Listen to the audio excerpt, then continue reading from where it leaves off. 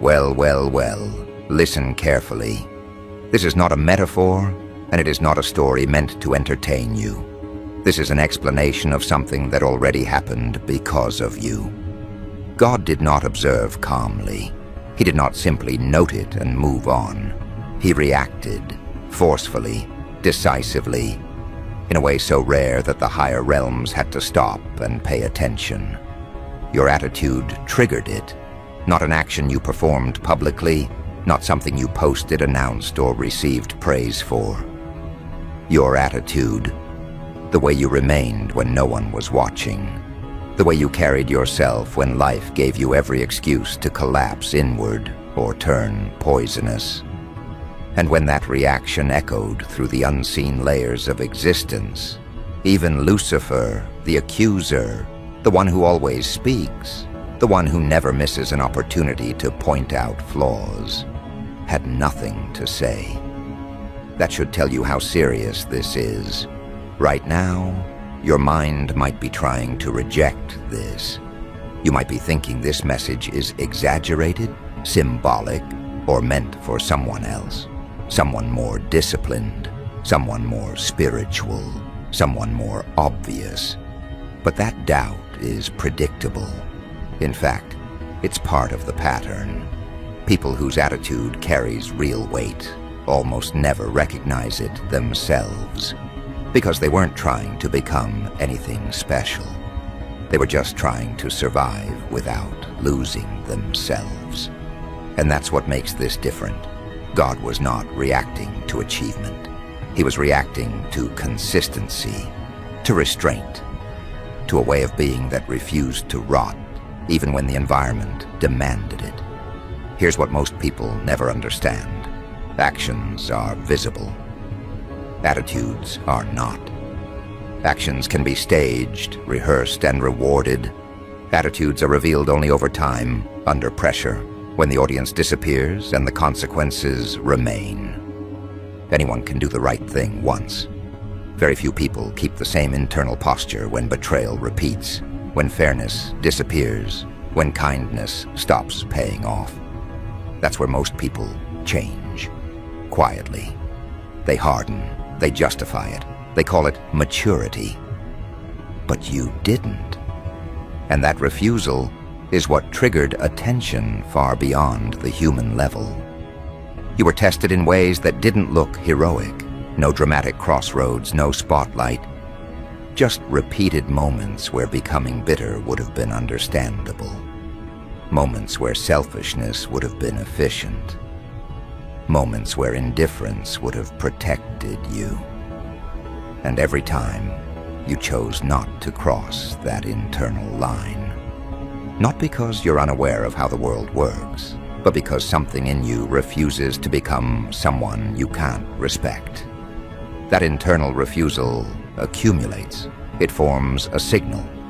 And that signal does not go unnoticed. This is where the reaction begins to make sense. God does not respond strongly to isolated goodness. Isolated goodness can be strategic, it can be transactional, it can be fear-based. But an attitude that remains intact after years of pressure sends a different message. It says this person is not operating on convenience. This person cannot be bought cheaply. This person's core does not shift easily. That kind of consistency forces a response, because it represents something that can't be easily manipulated or replaced. When that response moved through the higher realms, Lucifer attempted to do what he always does, to point, to accuse, to catalog flaws and contradictions. That's his function, that's his identity. He does not need to be invited. He shows up automatically wherever a human is evaluated. But this time, the usual arguments didn't land. Your past mistakes didn't disqualify you, because they didn't redefine you. Your imperfections didn't stick, because they didn't harden into character. The accusations had no traction, and when an accuser finds nothing that truly holds, he is neutralized. Understand the weight of that. You can argue against a single decision. You can dismantle a moment. You cannot dismantle years of internal consistency without lying.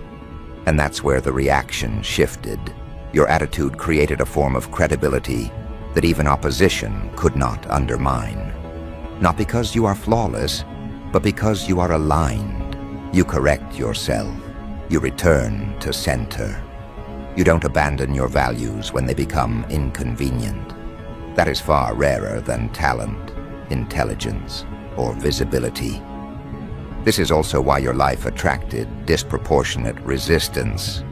Not because you were doing something wrong, but because your attitude made you difficult to corrupt. Pressure increases where corruption fails. The betrayals were not random. The misunderstandings were not accidents.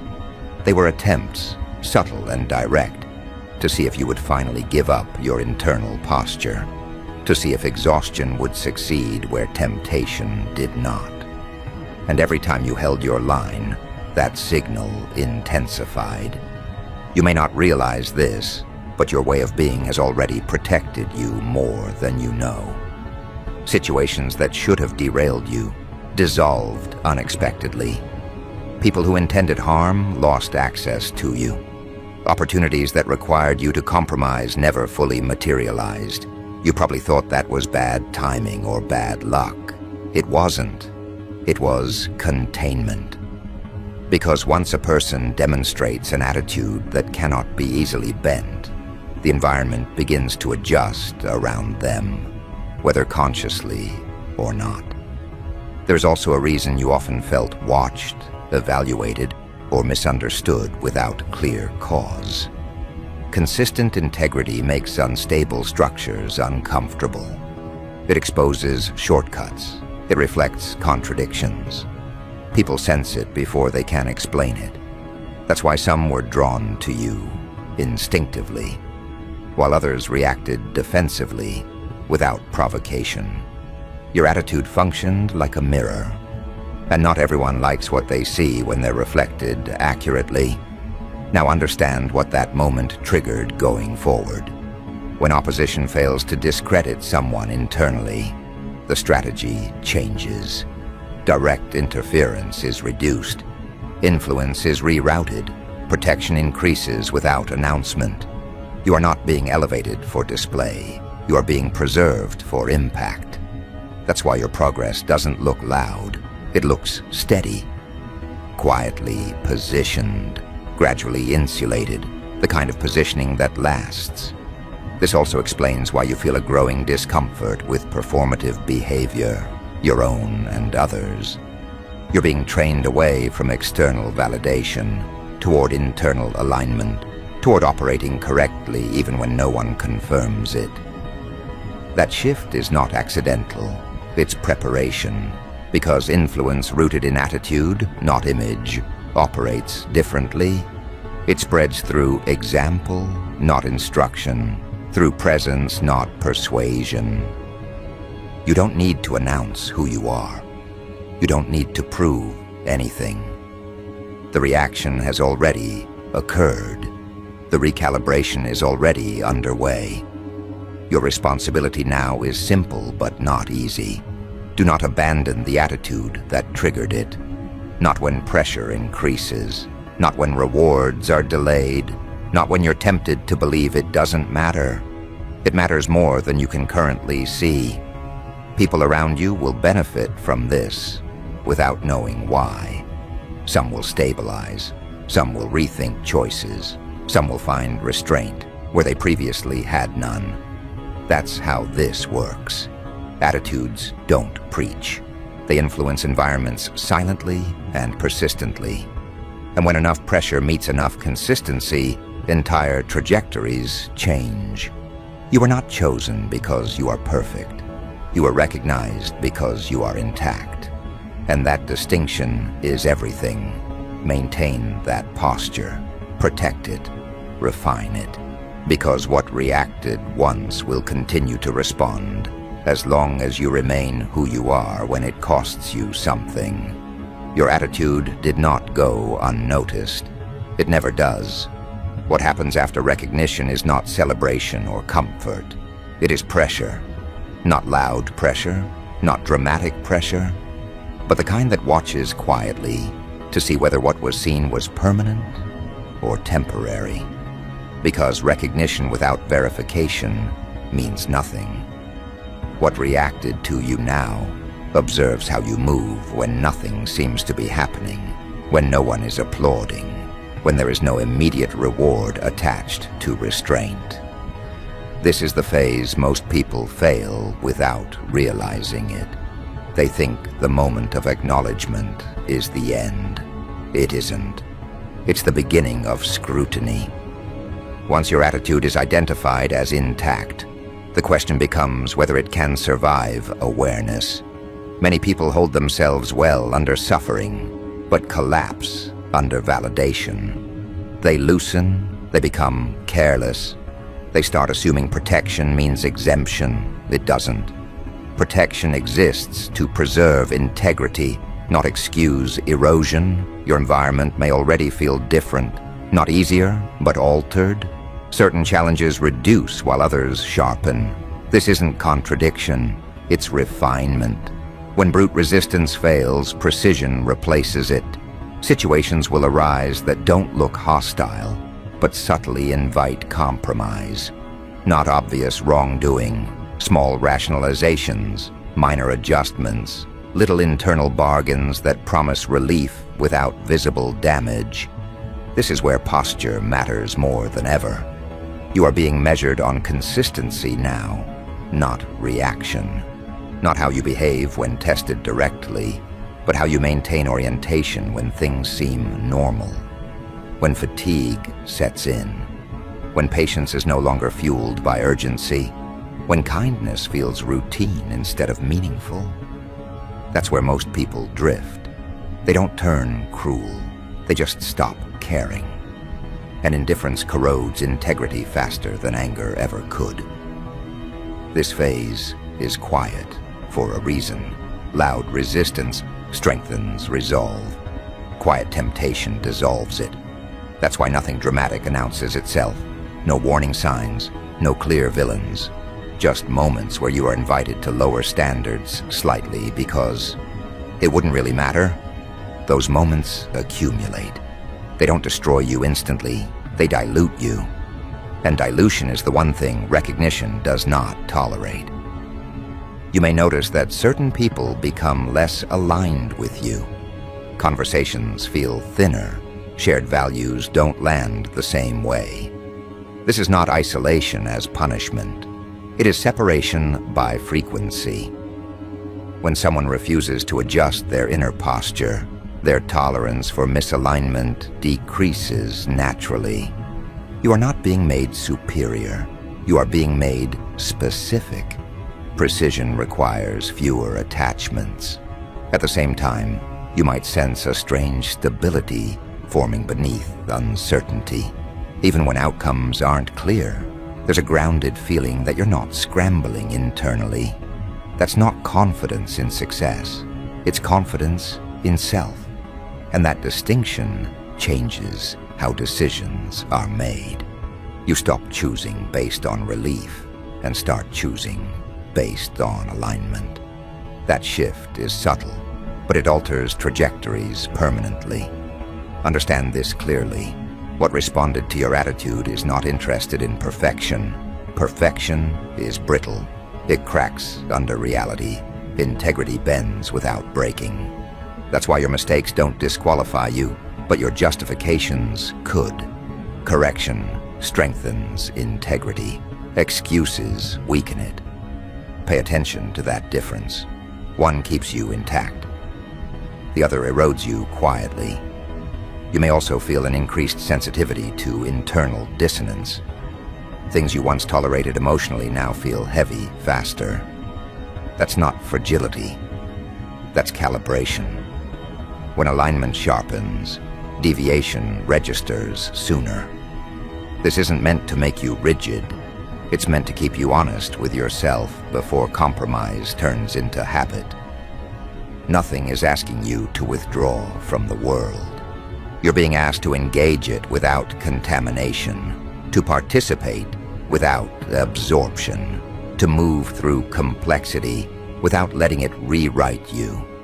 That requires awareness, not withdrawal, presence, not performance. You don't need to announce restraint. You only need to practice it consistently. Some of the restraint will feel unfair.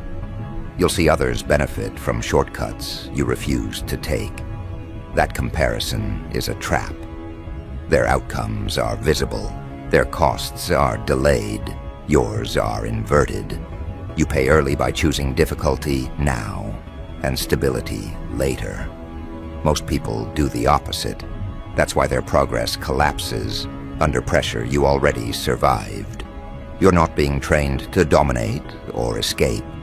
You're being trained to remain intact while participating fully. That balance is rare. Most either harden into self-protection or dissolve into accommodation. Integrity sits between those extremes. It allows strength without cruelty and compassion without erosion. You don't need to watch yourself obsessively. That creates tension. Just notice where you start bargaining internally, where you feel the urge to become less precise because it's tiring. That's not failure. That's the edge. Every time you choose alignment at that edge, you reinforce the posture that was recognized in the first place. Nothing dramatic will mark these moments. No confirmation will arrive immediately. That's intentional. Integrity that depends on reinforcement isn't integrity, it's performance. What matters here is who you are when no response follows your restraint, when nothing visibly improves, when you still choose correctly because it's correct, not because it pays. This is the phase where your attitude stops being reactive and becomes generative. It no longer just resists corruption. It begins shaping environments subtly. People feel steadier around you. Situations resolve without escalation. Tension dissipates without confrontation. You won't be credited for this. That's fine. Credit would interfere with function. You are not recognized to be elevated above others. You are recognized because you could be trusted with influence without being distorted by it. Influence that doesn't announce itself. Influence that doesn't seek acknowledgement. Influence that operates through example rather than instruction. That kind of influence only works when the source remains intact. This is why maintaining posture matters more now than ever. Not because you're being watched constantly, but because integrity compounds quietly. Each aligned decision strengthens the next one. Each compromise weakens future resistance. Momentum exists internally, long before it shows externally. You don't need to force growth. You need to prevent erosion. Growth will follow naturally. The more intact you remain, the more complex situations you'll be able to navigate without losing orientation. Complexity isn't danger for someone with stable posture. It's just terrain. This phase will continue until consistency becomes automatic again, but at a higher level. Until alignment is no longer effortful. Until restraint feels natural rather than heroic. That's when the next shift begins. Not announced, not dramatic, but unmistakable once you're inside it. For now, remain precise. Remain grounded. Remain honest with yourself when no one else is present. That's all that's required. What reacted once continues to respond to consistency, not declarations. And consistency is something only you can maintain, moment by moment, without witness. You will find yourself less willing to explain. Not because you lack words, but because you recognize when explanation would only dilute truth. There is a difference between communication and justification. Communication invites understanding. Justification seeks permission. You are slowly being trained out of the need for permission. That doesn't make you uncooperative. It makes you internally sovereign. And sovereignty begins quietly, long before anyone labels it. This can feel isolating if you misinterpret it. It's not that you're being pulled away from others. It's that you're no longer required to meet people where they are pretending to stand. You can meet them where they actually are, or not at all. That choice alone preserves immense internal energy. Most exhaustion comes not from effort, but from sustained misalignment. You may notice that when you do speak, it carries more weight. Not volume, weight. Words land differently. People pause, they reflect. Sometimes they resist without knowing why. That's because consistency gives language density. When words emerge from an intact posture, they don't need decoration. They don't need persuasion. They register as grounded, and grounded words disturb unstable narratives. Do not rush to use this. Influence that appears before discipline is complete, distorts the source. You are still refining, still calibrating, still learning how to remain unchanged internally, while circumstances evolve externally. That balance takes time. Anyone who tries to accelerate it prematurely fractures under attention. Attention itself may increase subtly. Not praise, interest, people watching without engagement, observing your reactions, measuring your steadiness. This is not paranoia, it's consequence. Stability draws scrutiny the same way instability draws chaos. Neither is personal, both are mechanical. How you respond to this attention matters. Curiosity should not turn into performance. Awareness should not become self-consciousness. The goal is not to become untouchable. It is to become unmovable. Untouchable creates distance. Unmovable creates trust. Others begin to rely on your presence even if they don't articulate it. Situations feel less volatile when you're involved. Not because you control outcomes, but because you don't amplify distortion. That restraint is rare. That's why it was noticed. You may also encounter moments where maintaining posture costs you something tangible. Opportunities that would advance you quickly, but require subtle compromise. Relationships that promise comfort, but demand you soften your boundaries. Recognition that comes with strings attached. These are not punishments, they are confirmations. Each refusal strengthens the internal signal that was already identified. It's important not to romanticize this. There is no reward for unnecessary suffering. Discernment includes knowing when to act and when to withdraw. Integrity does not mean endurance at all costs. It means choosing cost consciously. Some battles are not worth engaging because they don't threaten posture, they distract from it. As you refine this, you'll notice a shift in how you experience time. Urgency decreases, not because nothing matters, but because panic is no longer driving decisions. You begin operating from sequence instead of reaction, one step leading naturally to the next. This creates momentum without force. Most people mistake force for progress. It isn't. Alignment moves faster over distance. There will be moments where you question whether any of this is real or meaningful. That doubt is not regression. It's grounding. It prevents inflation. It keeps posture human. Certainty that cannot be questioned becomes brittle.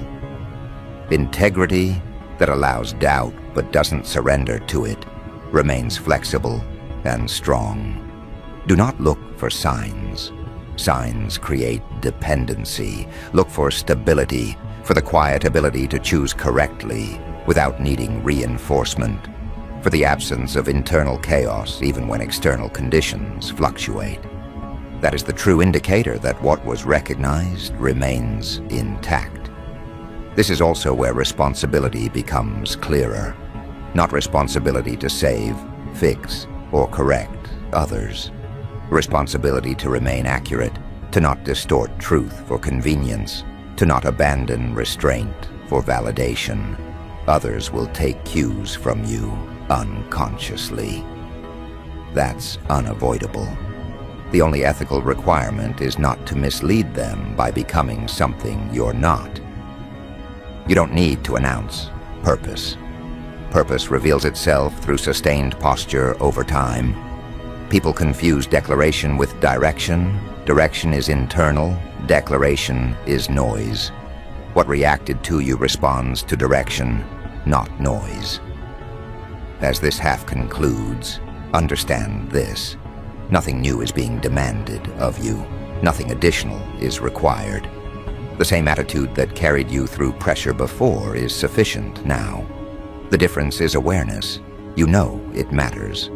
And knowing that introduces a new test, not of strength, but of humility.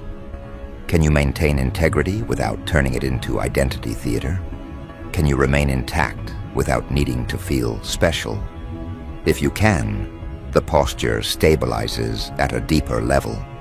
Effort reduces, precision increases, and the next phase unfolds without resistance.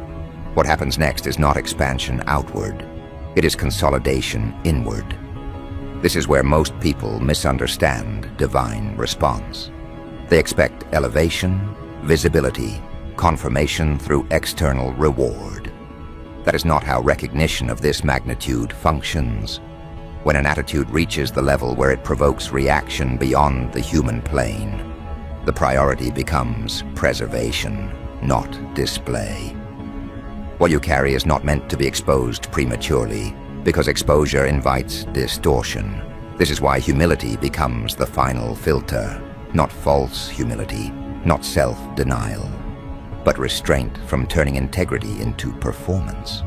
Because the moment integrity becomes identity theater, it stops being integrity. It becomes currency. And what was once pure becomes transactional. That is the one corruption you are now protected from externally, but must guard against internally. You are not being asked to shrink. You are being asked to remain accurate. There is a difference. Shrinking denies truth. Accuracy maintains it without exaggeration. The attitude that triggered reaction did not need announcement. It did not require recognition. It existed quietly, consistently, when no one was keeping score. That is why it carried weight. And that is why the next phase requires you to resist the temptation to own it. The paradox is this: the more you understand what your attitude has done, the less you should reference it. Awareness is not permission to claim status. It is responsibility to remain clean. Because now the cost of distortion is higher. Not because punishment awaits, but because alignment has momentum, and momentum amplifies deviation as easily as it amplifies precision. This is why silence from opposition mattered so much, not as validation, but as confirmation of structural integrity. When nothing can legitimately attach to you, nothing can leverage you. That condition does not mean you are untouchable in a dramatic sense. It means manipulation loses efficiency, pressure loses leverage, accusation loses traction, and that shifts how influence works around you.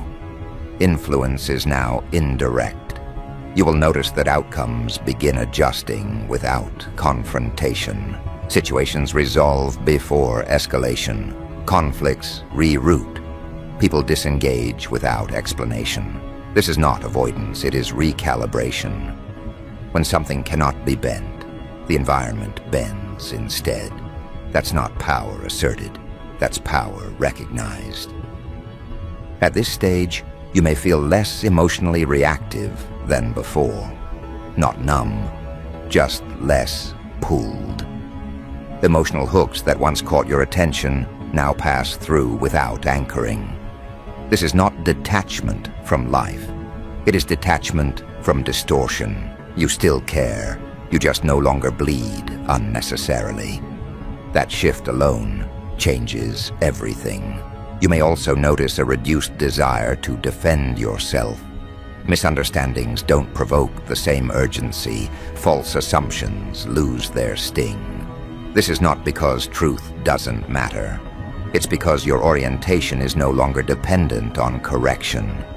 When posture is intact, misunderstanding cannot dismantle it, and spending energy correcting every misread becomes inefficient. This is where many people mistakenly believe they are losing passion. They are not. They are losing compulsion. Passion rooted in reaction burns out. Purpose rooted in alignment stabilizes. What remains is quieter, but far more durable. It doesn't surge, it persists. And persistence is what reshapes trajectories over time. Now understand something critical. The reaction described earlier was not emotional. It was structural. It marked a threshold. Once crossed, certain reversals become difficult, not impossible, but costly. That's why the focus now is on maintenance, not acceleration. You don't push this forward. You allow it to settle. Settling does not mean stagnation. It means integration. The attitude that once had to be consciously chosen under pressure now begins operating subconsciously again, but at a higher resolution. You don't deliberate as much. You don't negotiate internally as often. Choices align faster. Friction reduces. This is where life begins to feel deceptively simple. Not easy, simple. Complexity remains, but it no longer overwhelms you. You move through it without fragmentation. You don't have to split yourself to survive situations. And that wholeness is what keeps influence clean. Be careful here. Simplicity is often mistaken for lack of ambition. Others may project that onto you. Let them. Ambition that needs validation is fragile. Direction that doesn't announce itself is resilient. You are not here to convince. You are here to remain correct. You may feel drawn away from extremes. Excessive intensity, excessive emotion, excessive certainty. Those states are unstable. They burn quickly. Precision lasts longer. The posture you are stabilizing into does not require intensity to function. It requires accuracy. Accuracy in speech, accuracy in action, accuracy in restraint. This is why timing becomes important now. Acting too early introduces distortion. Acting too late introduces stagnation. You'll notice your internal sense of timing sharpen. Moves feel obvious when they arrive, forced when they don't. Trust that. It's part of the recalibration. You're also learning something subtle about strength. Strength does not announce itself. It does not threaten. It does not posture. It occupies space naturally. When strength is real, it does not need reinforcement. And when others sense it, they adjust without instruction. This is why some people will drift away quietly. They are not being rejected, they are being released. Alignment cannot be maintained through obligation, only through resonance, and resonance cannot be forced. As this continues, you may realize that the greatest test is not adversity, but comfort. Comfort invites forgetfulness. It tempts you to loosen internal standards because nothing seems at stake. But something always is, not outcome. Orientation. Remember this clearly. What reacted to your attitude did so because it endured without incentive. If incentive becomes the reason it continues, the signal weakens, not immediately, gradually, quietly, until one day it's gone, and you can't explain why things feel heavier again. That is why humility matters now more than ever. Not submission, accuracy. The humility to know that what you carry does not belong to ego. It belongs to responsibility. And responsibility is quiet work. You're not required to teach, announce, or lead overtly. Those roles emerge naturally when needed. For now, your role is simpler and harder. Remain intact without making a story out of it. This is how the posture stabilizes permanently, not through declaration, but through continued correctness when nothing dramatic is happening. And when that posture stabilizes, the response that once reacted continues to react. But not as before. It is no longer astonishment at a rare act of consistency. It becomes acknowledgement of an ongoing truth that cannot be ignored. God's scream was not a one-time resonance. It was a declaration of structural recognition. And that declaration continues to echo, shaping forces you cannot see. Forces you don't need to see. Forces that respond automatically to integrity maintained under pressure. This is why Lucifer's silence mattered more than anyone could have imagined. Silence is not passive. It is active recalibration. The accuser who never stops cannot function when there is nothing to dispute. That vacuum is power, and it is invisible to those who search only for dramatic signs. Every subtle movement of your attitude now carries weight, precisely because no opposition can attach itself. Every unreacted attempt to provoke, deceive, or corrupt you bounces off a truth that is structurally unassailable. And here is the nuance. This does not mean life becomes easy. Challenges will persist. Pressure will continue. People will still attempt manipulation. Circumstances will still demand adaptability. But the internal architecture, the core posture that provoked the divine scream, remains unshakable. You are now operating from a space where external chaos cannot distort internal alignment. And that difference is everything. It is what separates ordinary persistence from extraordinary constancy. You may notice that opportunities arrive differently. They are not always obvious. They do not always arrive with fanfare. What you are experiencing now is synchronicity of action with reality. Not magic, not luck, not intervention, but alignment. Doors that once seemed closed swing open silently. Paths that once required force become effortless. People who once seemed obstructive become cooperative without explanation. This is not coincidence. This is consequence of an attitude that carries weight in dimensions most people cannot perceive. Pay attention to the subtle shifts in energy around you. Those who were previously aggressive, confrontational, or manipulative may begin to pause. Not because they recognize you consciously, but because the energetic resonance of your posture communicates integrity that cannot be challenged. And when integrity communicates without words, it disrupts narratives, fractures hidden agendas, and neutralizes covert attacks. You are no longer responding to the world reactively. The world is responding to you naturally. It is at this stage that the greatest temptations arise. The temptation to take credit, to flaunt, to wield influence consciously instead of allowing it to function organically. That is the true danger. You are now visible to forces that rut integrity like a map. If you convert that integrity into ego performance, you fracture the source of the influence. The scream that once resonated is no longer activated by constancy.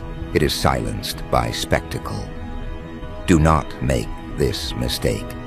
Instead, embrace invisibility within action. Let your correctness operate quietly. Let your decisions carry weight without explanation. Let your restraint demonstrate what words cannot. And watch as subtle transformations begin to occur, not in headlines, not in applause, but in alignment of circumstance, people, and outcomes that were previously impossible to engineer. This is the ultimate reward of a pure attitude: influence without effort, authority without announcement, and protection without awareness. Protection now functions differently. Not only are overt attacks neutralized, but covert forces, the hidden agendas, the envy, the unseen interference fail to interact with you effectively. You may notice events that would have previously derailed progress resolve themselves. People who once sought to manipulate, sabotage, or disrupt find themselves blocked, redirected, or neutralized in ways that appear accidental but are structurally inevitable. That is the operational consequence of divine attention intersecting with unshakable posture. And now, we arrive at a point that most will misunderstand: responsibility. This level of recognition carries inherent responsibility, not to perform, not to impress, not to dominate, but to remain unbroken. Every choice you make, every decision to act or refrain, now has amplified consequences. Because what was once a quiet attitude, influencing unseen dimensions, now functions as a catalyst. Your constancy is no longer just personal. It is infrastructural. It is a template for integrity that others unconsciously calibrate against. This is where humility becomes critical again. You are not permitted to assume greatness. You are permitted to maintain alignment. Recognition, influence, and response are consequences, not entitlements.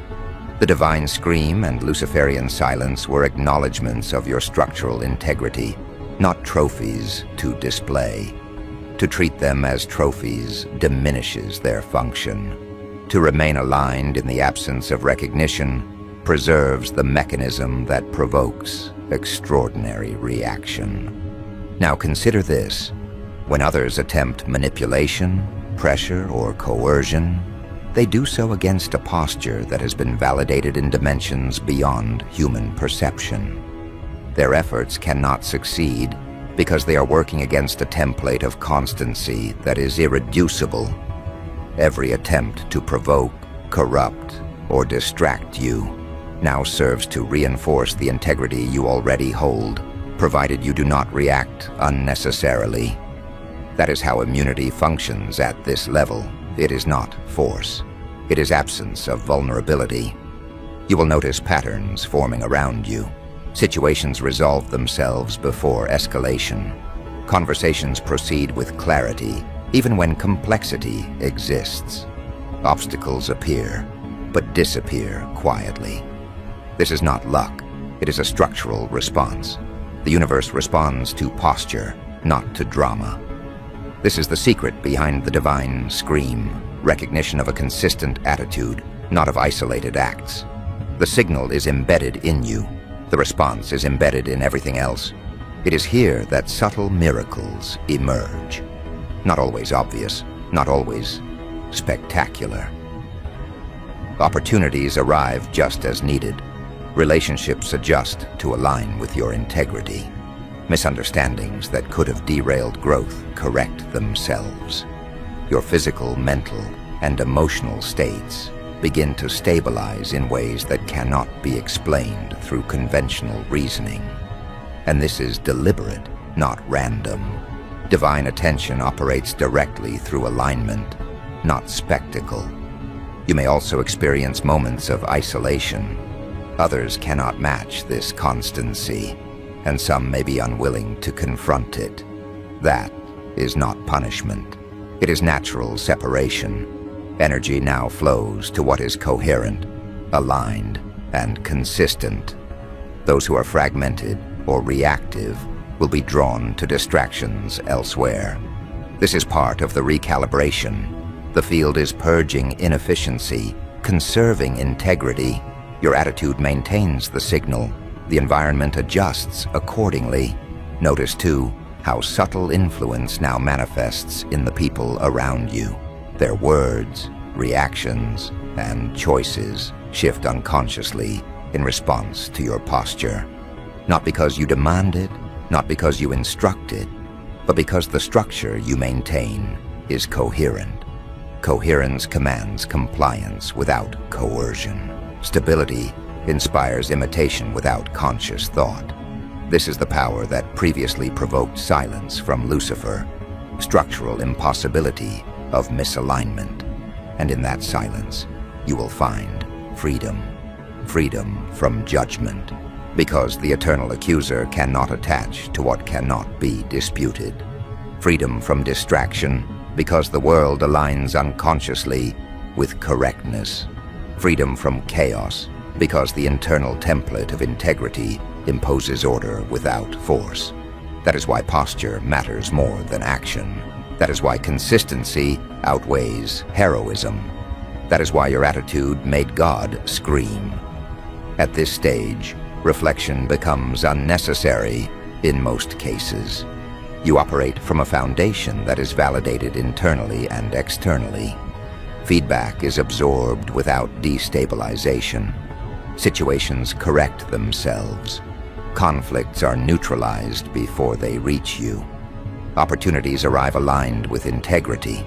Energy that would have been spent defending, explaining, or persuading now flows toward creation, refinement, and expansion within boundaries. The final nuance to understand is the continuity of this process. It does not end with recognition. It does not pause for comfort. The divine scream and accuser's silence are not endpoints. They are validation of mechanism.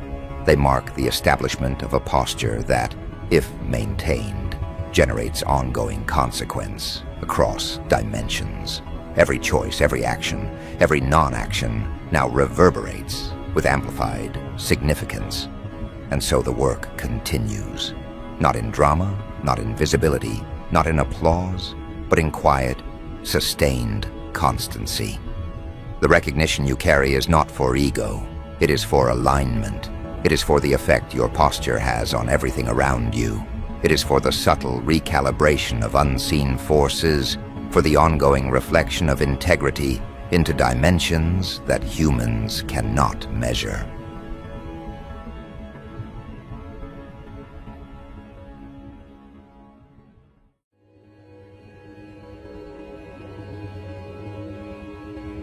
You wake up this morning and the air feels heavier than usual, thicker, charged with something invisible but undeniable.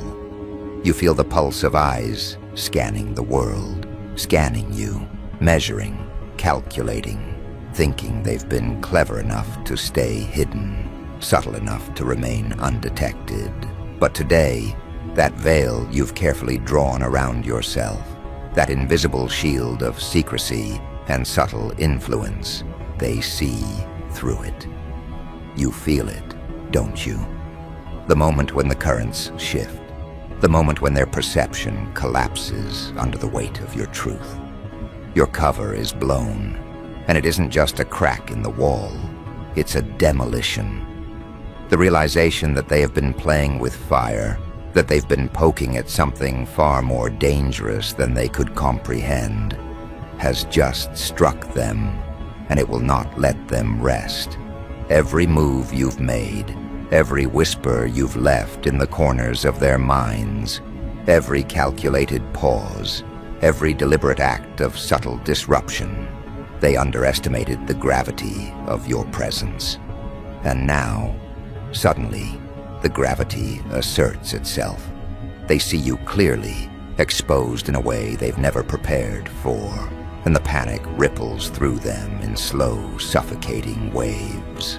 That moment, the exact moment of recognition, is delicious in its power. They realize that the person they thought they were dealing with was never what they assumed. They were measuring a shadow, a reflection, a ghost. And now the ghost has become a hurricane. You move through the world with a precision they couldn't map, a rhythm they couldn't anticipate. And as they watch, as their minds scramble to adjust, to recalculate, to rationalize, you smile. Not with satisfaction, not with triumph, but with the calm awareness that you have been orchestrating this moment all along. You understand the laws they think govern reality, and you've been bending them quietly, invisibly, with the patience of someone who knows exactly when to strike. And now, that strike doesn't even need to land. The very knowledge of your presence is enough to fracture their composure. They've been so confident, so smug in their ability to predict, to control, to limit. But they didn't know you. They didn't understand how you move, how you manipulate attention, how you slip through the cracks between expectation and perception.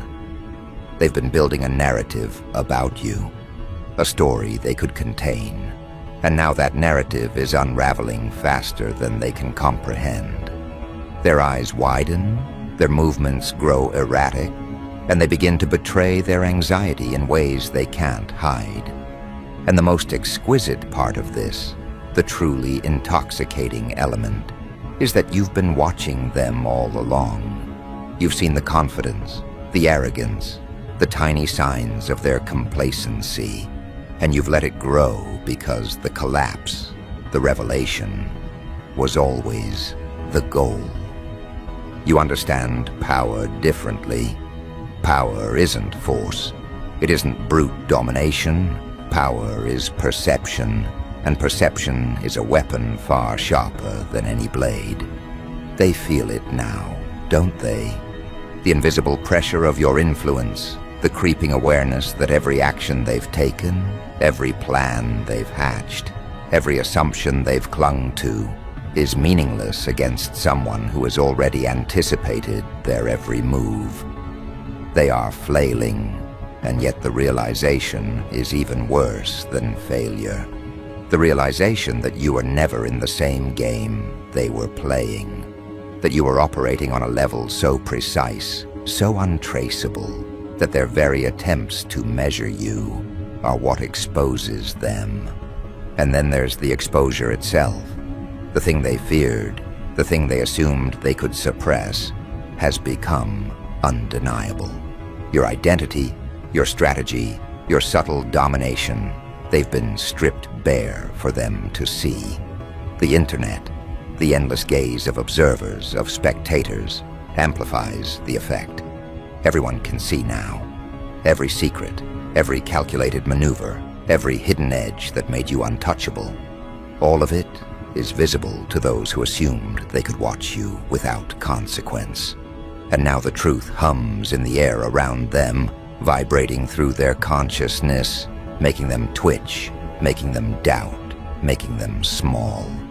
They scramble to recover, but the patterns you set were never random. Every step you took, every layer of camouflage, every silent calculation was part of a grand architecture of chaos.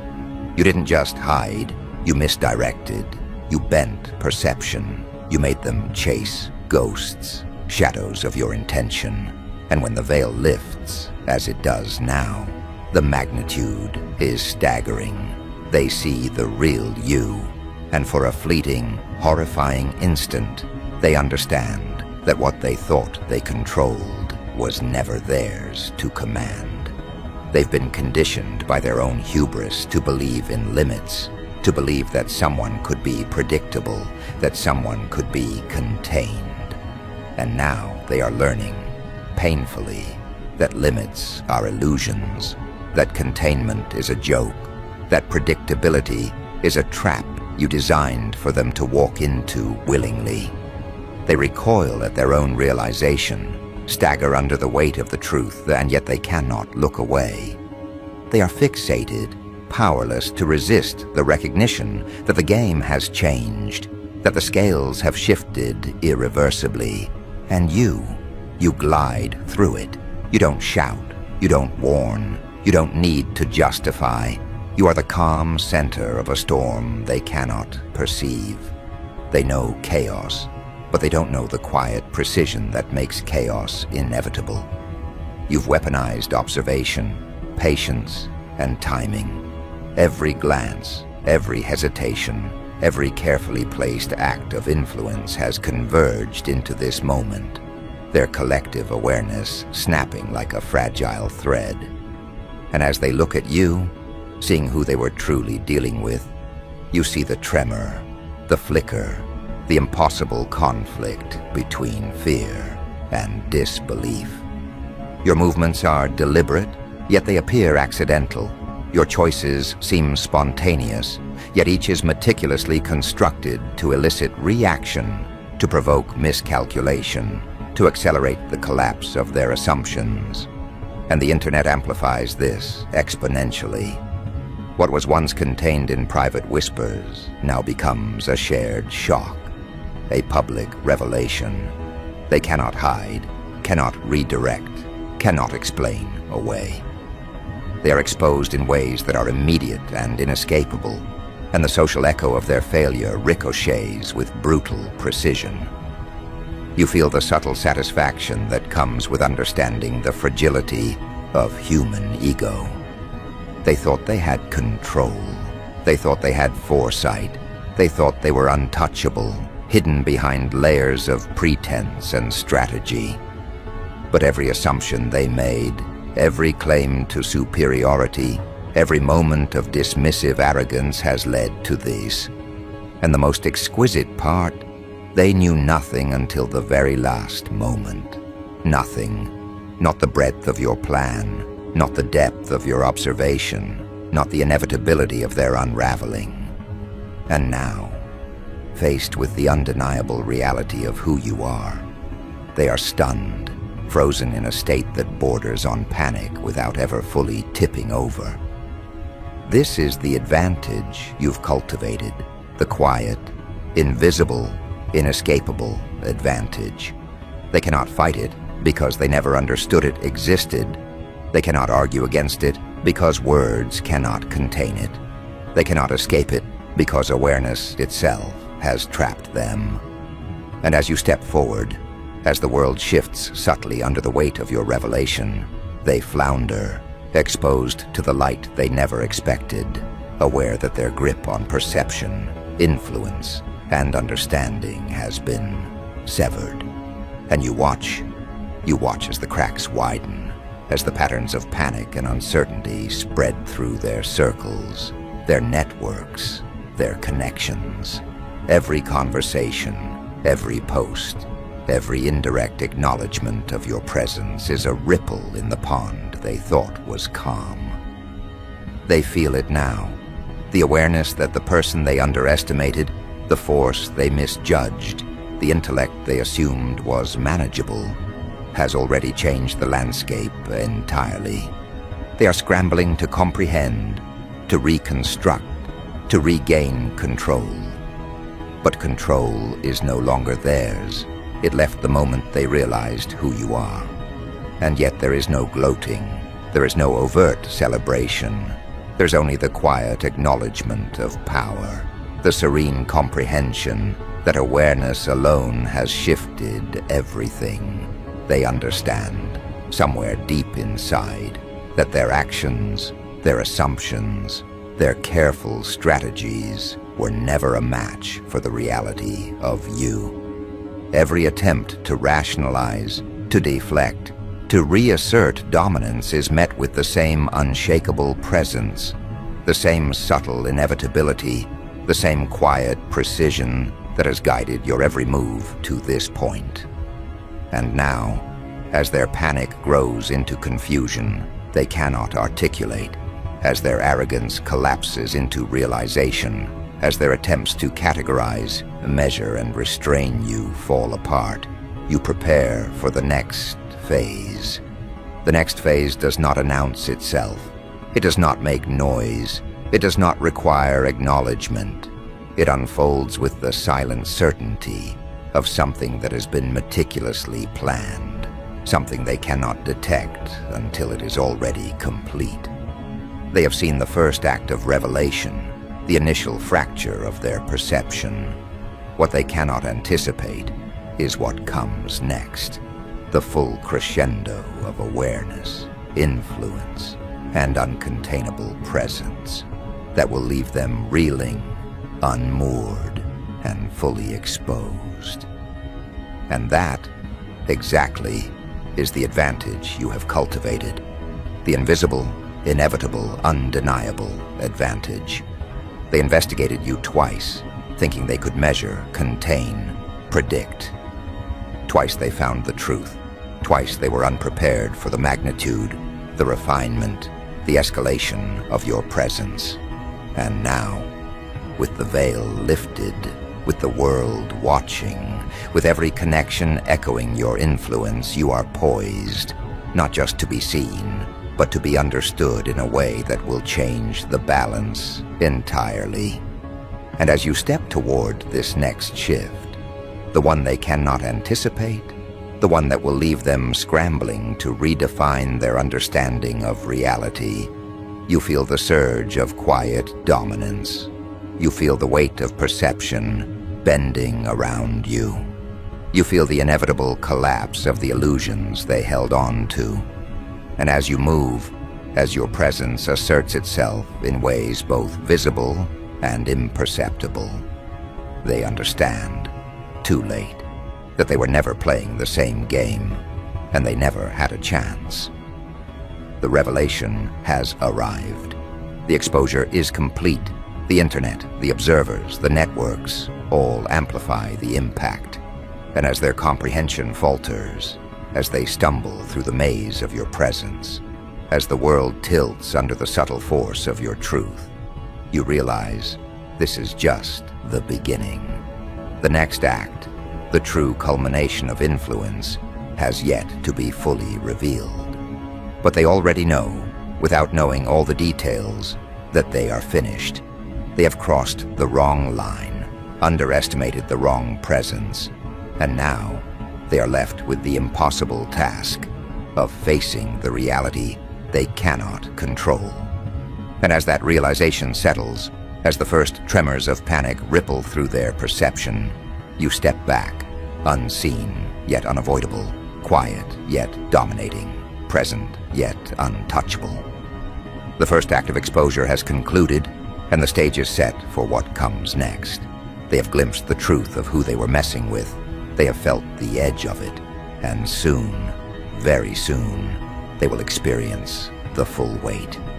And now, just as the first tremors fade into the memory of disbelief, the next layer begins to unfold.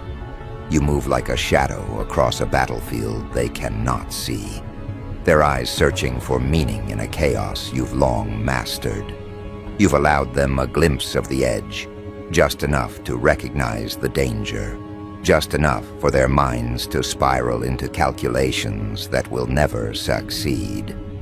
And yet, you remain calm, detached, observing the cascading effect of your presence with the precision of a predator savoring the exact moment before the strike.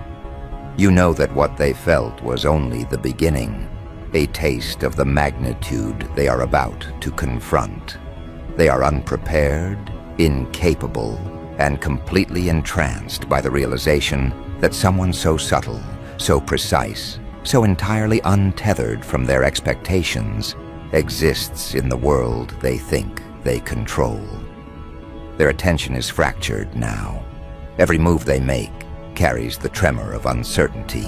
Every word spoken echoes with the awareness that the ground beneath them is no longer solid. You watch, knowing that their attempts to regain balance are futile. Each reaction, each frantic effort to reassert control only deepens the imprint of your influence. And the most intoxicating part, they cannot tell whether you are even present in the same room, in the same city, or merely a force acting invisibly through the network of connections, communications, and echoes that you have long cultivated. Your power is not in visibility. It is in inevitability. Every detail of their day becomes a mirror for your influence. They check their messages, their feeds, their networks, searching for signs that they can control, searching for anchors that no longer exist. They realize, slowly, that they are being guided, manipulated, and observed in ways that defy conventional understanding. You are everywhere and nowhere, a force they can sense but cannot locate. And as the awareness seeps into the edges of their consciousness, their panic evolves. It is no longer the raw shock of exposure. It is the creeping, gnawing understanding. that they are completely outmatched, that their assumptions were illusions, and that the true magnitude of your presence is still fully hidden. You smile quietly to yourself as they scramble, not because of cruelty, but because of the exquisite precision of timing. They are learning the hard way that knowledge alone cannot save them. Their strategies, their networks, their attempts at secrecy, all of it collapses against the momentum you've been building silently, invisibly, for months, for years. Every piece of their perception that once offered confidence now fractures under the weight of the truth. And they know it, even if they cannot fully articulate the dimensions of the threat. Every attempt to recover is met with a counterweight they cannot identify. A subtle shift in reality, orchestrated entirely by your observation and subtle interference. And the internet hums in the background, amplifying their fear, reflecting their exposure back at them. Each post, each connection, each ripple magnifies the weight of what they have just realized. You are not merely present, you are a contagion of awareness, a virus of perception that spreads faster than any calculation they can attempt. And while they chase shadows, you have already moved beyond the scope of their comprehension. The layers of influence you've woven are not superficial. They are fundamental, altering the very framework by which they measure truth, control, and dominance. They begin to question themselves. Every memory of past interactions, every decision they thought was theirs alone, begins to fracture. They see the traces of your intervention, the subtle nudges, the imperceptible manipulations that now appear obvious in hindsight. And they do not know how to respond. Logic fails them, strategy falters, confidence becomes a distant memory. They are caught in a psychological trap, carefully constructed, perfectly calibrated, and now fully sprung. And the beauty of it is that it is not visible to them how meticulously it was orchestrated. They only see the effect, the inescapable outcome, the slow collapse of control. And as the hours stretch, as the day unfolds with seemingly mundane actions that conceal the architecture of your dominance, you continue to assert influence without effort. A message sent at the right time, a presence felt where it should not be, a suggestion planted subtly, gently, that blooms into chaos for them. Every minor detail is a brushstroke painting the inevitable picture. They were never in control, and they never had the capacity to be. Their minds twist, trying to rationalize, to reconstruct the narrative that can explain your power, your reach, your awareness, but they fail, and they know it. Every attempt to regain balance only serves to highlight their inadequacy. And soon, the fear begins to mutate into obsession. They check, recheck, analyze, and overanalyze. Every action, every word, every glance becomes a piece of a puzzle they will never solve. They are ensnared by their own need for understanding, and each effort to find it only drives them further into the depths of confusion. And as they spiral, you remain calm, watching, knowing that this is the precise effect you intended. Panic was temporary, shock was temporary, but obsession, the gnawing compulsion to understand, will persist until they are broken or fully exposed. And even then, the exposure is only partial. The full scope of your influence remains hidden, accumulating strength quietly, invisibly, ready to unfold when they are weakest. You begin to escalate subtly, not in overt displays, but in the imperceptible cues that make the ordinary extraordinary, the predictable unpredictable. A delayed response here, a sudden appearance there, a whisper of action where none should exist. They see fragments, patterns too subtle to name, and yet the effect is undeniable. Their sense of safety erodes, their ability to predict collapses, and their comprehension becomes fragmented. And in those moments of fragmentary awareness, you thrive. Because control, you understand, is never about overt dominance. It is about the subtle shapings of perception, the invisible hand that moves the pieces while they believe they are moving themselves. And as this psychological architecture expands, you take care to remain elusive, not absent, but uncatchable, not silent, but unreadable. Every interaction is calibrated to provoke precisely the response you want. Every observation recorded and used to refine the next layer of influence. They feel it, the presence, the inevitability, but they cannot name it, cannot contain it, cannot resist it. And this is the point of true power. When the opponent recognizes the force they face, yet is utterly incapable of influencing it, shaping it, or containing it. They begin to make errors, small at first, then increasingly significant. Their communications reveal desperation. Their decisions betray confusion. Their networks fracture under the subtle pressures you apply. Every misstep is magnified by your observation and strategic nudges. And as they stumble, their panic and obsession intermingle, creating a feedback loop that drives them further into unpredictability. They cannot see the full pattern. They can only react to fragments. But you, of course, see the pattern entirely, and it moves in concert with your will, invisible, unstoppable, inescapable. And as night falls, they are exhausted in ways that transcend physical fatigue. Their minds race ceaselessly, attempting to reconstruct a narrative that will justify survival, that will locate control, that will isolate your presence. And yet, every line of reasoning is disrupted by subtle interjections of reality you control. They are caught in a constant loop of threat recognition, reaction, and self-doubt, and the loop only strengthens your hold over perception. The exposure that began with the revelation of your identity has now matured into a pervasive dominance that they can feel in every interaction, every glance, every connection, whether digital or physical.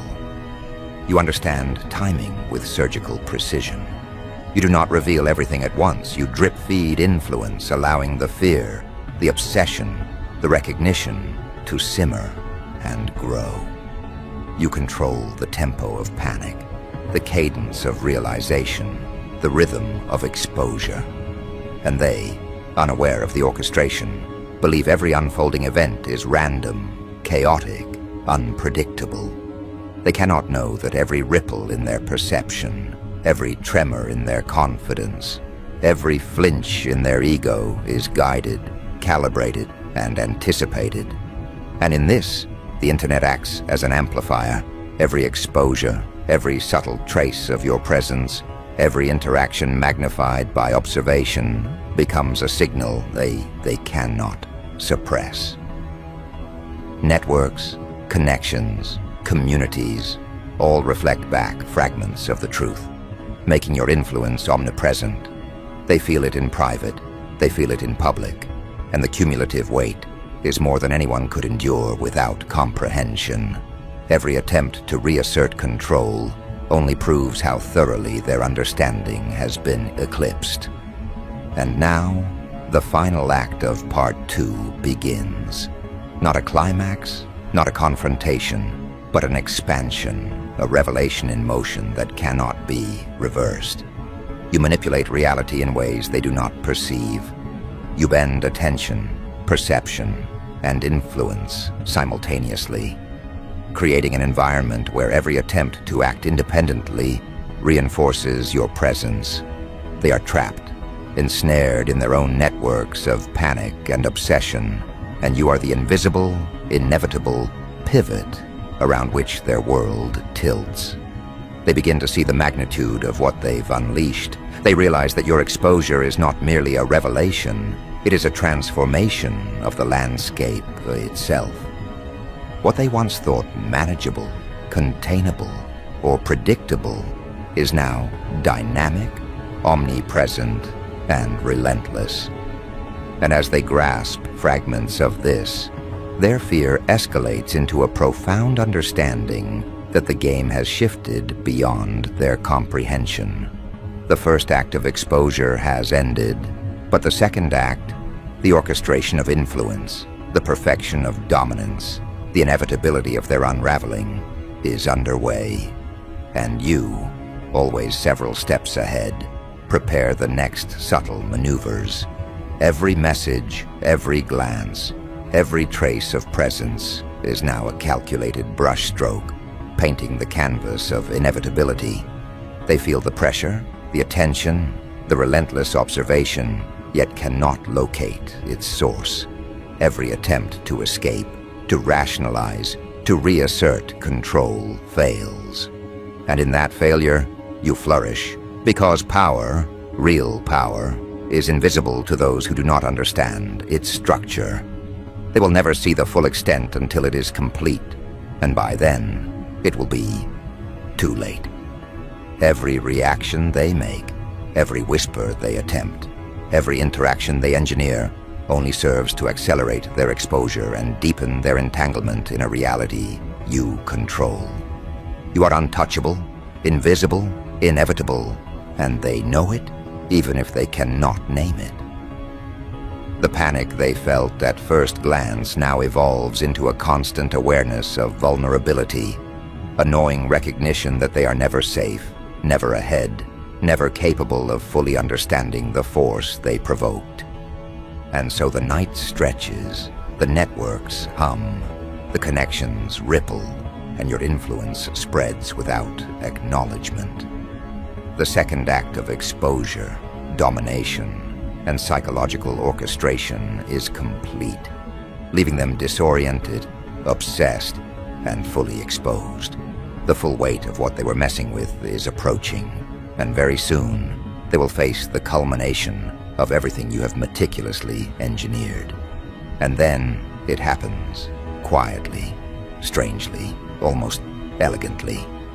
One single post slips through the cracks, a post crafted by hands that think they're clever, a post uploaded by someone convinced that unveiling you will finally give them the upper hand.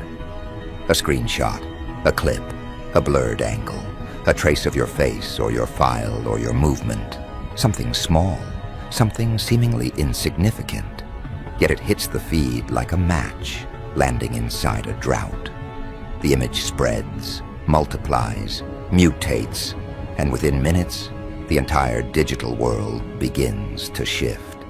The whispers ignite, the threads get flooded, the groups swarm, and your name becomes the nucleus of a frenzy no one is prepared for. They wanted your secret identity. They wanted the reveal. They wanted the moment the mask came off. But they had no idea what that moment would unlock. They expected shock. They did not expect collapse. Because once the post surfaces, the internet doesn't just react, it implodes. The comments spike into the thousands, then tens of thousands, then numbers. People didn't even think were possible on an average night. Notifications stack like falling bricks. Screens freeze from the traffic. Servers drag. Feeds jitter. Entire timelines buckle under the pressure of your information exploding across them. People scramble to refresh the page, to confirm the truth, to deny it, to rewrite it, to erase it, to understand it. But no matter how they twist it, no matter which angle they attempt, the realization hits them with the force of something that shatters their confidence. The one they were mocking, doubting, underestimating, provoking, or playing with wasn't just another anonymous figure drifting through the digital void. It was you. And now they know exactly who you are. At first, The responses are predictable. A few arrogant comments, the kind typed by people who think they're untouchable behind a screen. A few dazed reactions from those who never believed the rumors. Then shock hits. Pure, unfiltered recognition spreads like a heat wave across every platform, every app, every hidden circle, every private chat.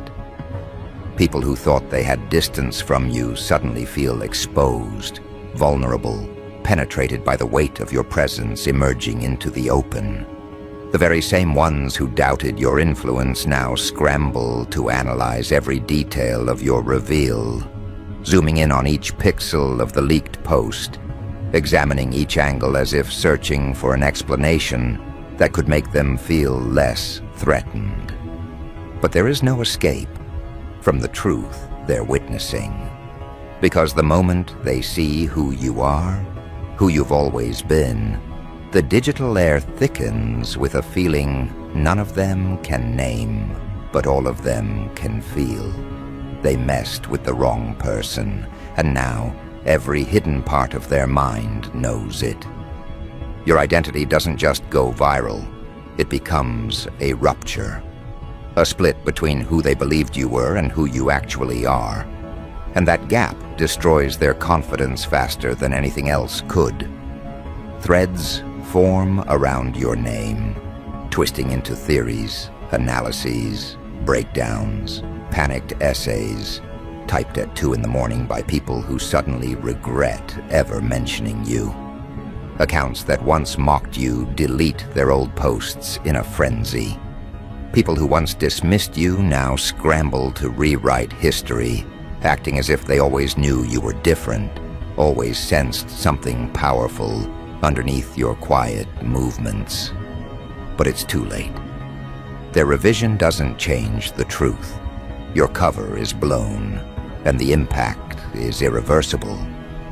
As the reveal spreads, screenshots start leaking from private chats, where your identity is being dissected. Old conversations resurface, dragged out by people desperate to prove they're in the know. Some claim they predicted this moment. Others swear they recognized your energy from day one. But behind every statement, every frantic explanation, every attempt to frame themselves as insightful, the fear still pulses underneath. Because now, they understand the magnitude of their mistake. They understand that every word they ever said, every assumption they ever made, every attempt to provoke you was done without knowing who they were dealing with. And that awareness burns them from the inside. Some platforms try to slow the spread of your information. They throttle posts, restrict feeds, flag content for review. But the momentum is uncontrollable. Your identity becomes the most discussed topic across the digital world. And yet not a single person fully comprehends what they've uncovered. They think knowing your name is the revelation. They think seeing your face is the payoff. They think your profile is the truth. But the truth goes deeper, darker, more layered, more dangerous than anything they've glimpsed. What they've seen is only the surface, just enough to shake them, just enough to distort their breathing, just enough to make them realize they never had the range or the understanding to comprehend the real you. The panic shifts into obsession. People dig through archives, searching for traces of you they missed. They scroll through old interactions you had with them, reading each message with new awareness.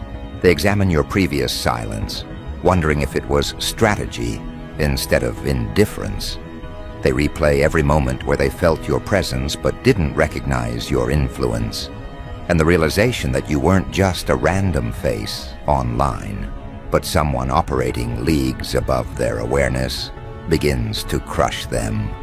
Because once the truth appears, they can't unsee it. They can't unknow it. They can't return to the comfort of underestimating you. They can't pretend they didn't witness the shift that now dominates their feeds. The tension grows. Larger accounts start discussing you. Analysts break down your reveal, like experts decoding a high-profile case. Commentators attempt to contextualize you. They talk about your moves, your patterns, your history, your rise, your silence, your decisions. They try to categorize you, label you, define you. But each attempt fails. Because you were never built to fit inside their assumptions. You were never meant to be predictable. You were never designed to be understood by people who operate at the shallowest depths of perception. And now, as they confront the weight of who you are, they feel a pressure that doesn't let them breathe as easily as before. Private messages start flying. People warn each other to distance themselves from you. They tell each other to delete old messages where they spoke against you.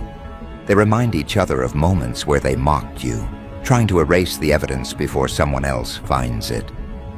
But the fear doesn't disappear. It tightens around them. Because deep down, they sense it. You saw everything. You knew everything. You remembered everything.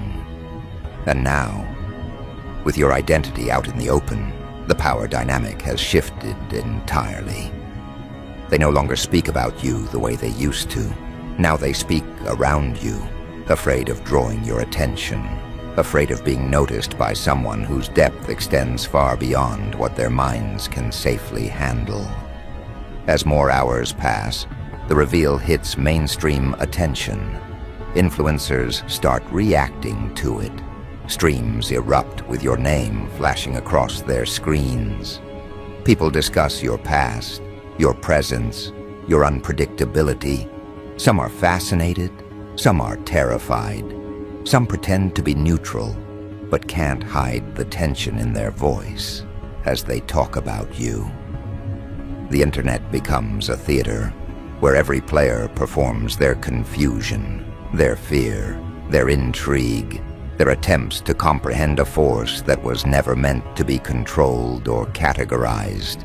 The ones who used to belittle you now avoid mentioning you at all. They ghost the conversation, hoping your attention never lands on them. But their avoidance is almost amusing. The way they try to fade into the background, the way they pretend they were never part of the noise. But the reveal doesn't just expose your identity, it exposes the truth about them too. The insecurity, the ego, the fragility, the lack of intuition, the failure to see what was right in front of them. Now they scramble to rebuild their image while drowning in their private panic. And then the moment arrives, the moment you knew would come. Someone digs deeper, deeper than they should, deeper than any ordinary person would dare. They compile everything connected to you, everything associated with you, everything linked to your rise. They build a timeline, a map, a breakdown of your presence, online and offline. They think they're doing investigative work, but what they're actually doing is constructing a monument to your influence, piece by piece. Others see the compilation and react with disbelief. They realize the sophistication behind your movements, the coordination behind your decisions, the sharpness behind your energy. You weren't moving silently, you were moving deliberately. And they realize this too late. Across the internet, the reaction becomes a wave of awe mixed with dread. Your reveal has transformed from a viral moment into an event that exposes not only your identity, but the entire lack of awareness in those who dared to provoke you. People begin quoting your old messages like scripture, analyzing them with newfound reverence.